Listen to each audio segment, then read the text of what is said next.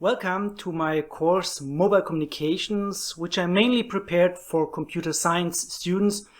But anyone who wants to learn something about mobile communication is invited to participate in this course, and please feel free to redistribute the videos if you're interested.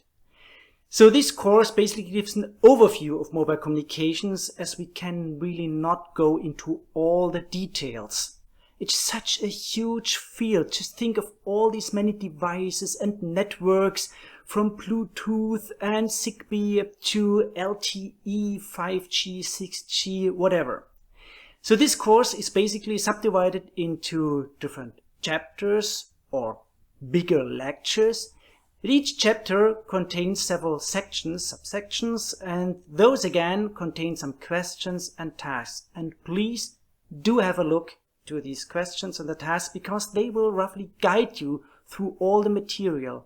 If you understood the questions, if you can answer them, you're well prepared maybe for an exam. So now let's have a closer look into the structure of this lecture. So why talking about mobile communications? Well, I think you all know something about mobile communications.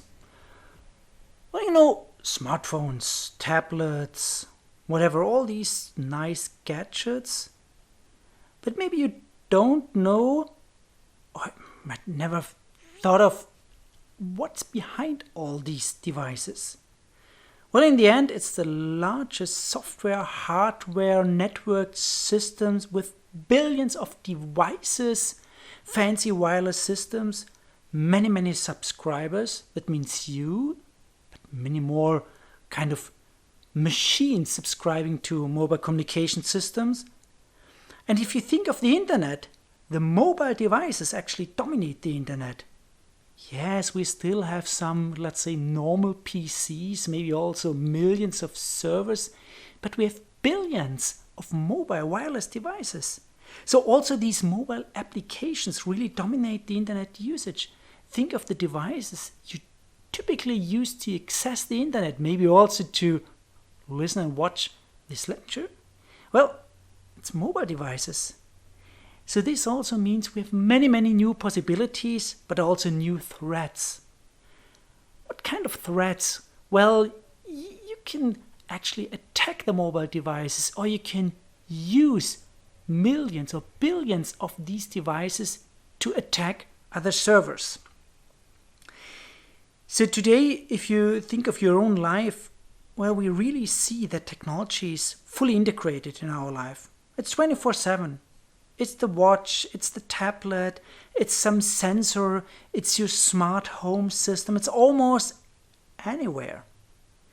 And if you think of the so-called Internet of Everything, Internet of Things, Internet of different devices, well, Internet of Everything connected somehow with each other, we definitely need mobile and wireless access. We'll talk about the difference of mobility and wireless access in a minute. So what do we cover in this course? Actually, first of all, I will give you an introduction, some use cases, some applications, challenges, a little bit of history.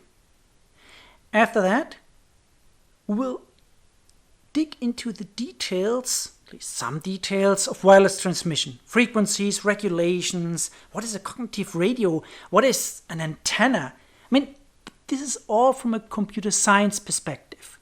This is not electrical engineering. So I will briefly touch signal propagations, multiplexing, modulations.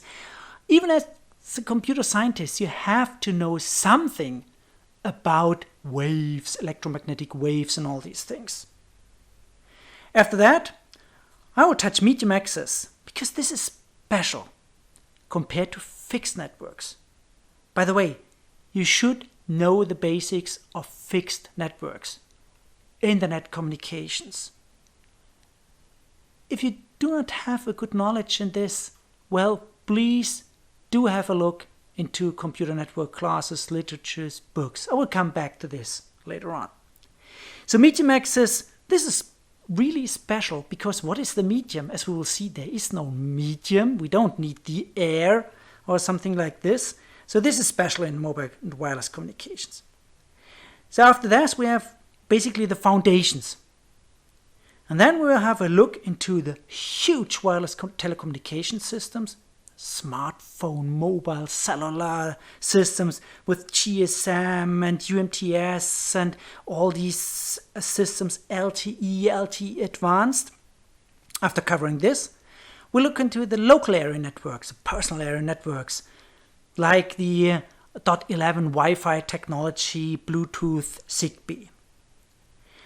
After this, we basically leave the ideas of wireless communication and move on towards mobile communications, mobility, the internet protocols, mobile IP, ad hoc networks, routing, transport protocols, but also Internet of Things. What is special about this?